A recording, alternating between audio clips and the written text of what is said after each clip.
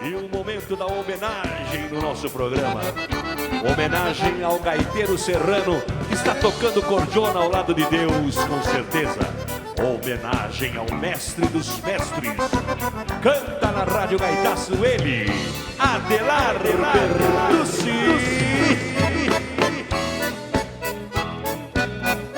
Rádio Gaitaço, cultivando a tradição.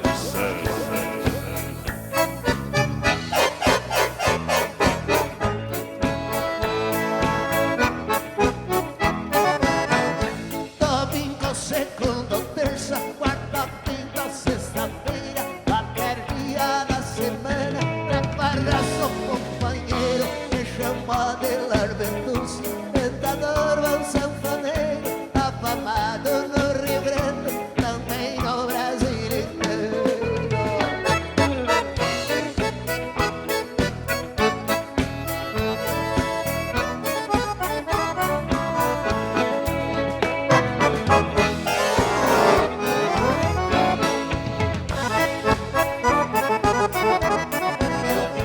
Meu chapéu de aba larga, de barba e cacho de prata, no machado preso lá, eu tinha males de gaita, na cintura um chute, no cabelo mão cheia, na espora muita honra, no bolso muito dinheiro.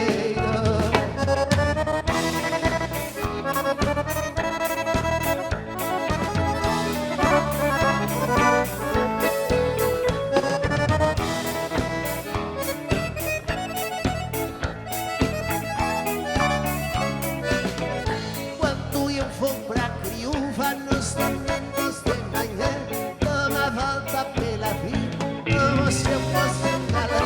Depois pra mim não tem hora pra mostrar que eu sou cacã.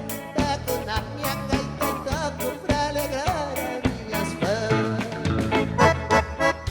E falando em fãs, está na hora da cartinha premiada da semana.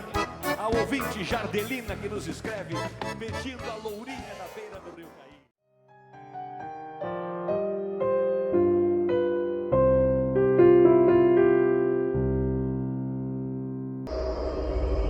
Sua visita foi valiosa. Retorne sempre que puder.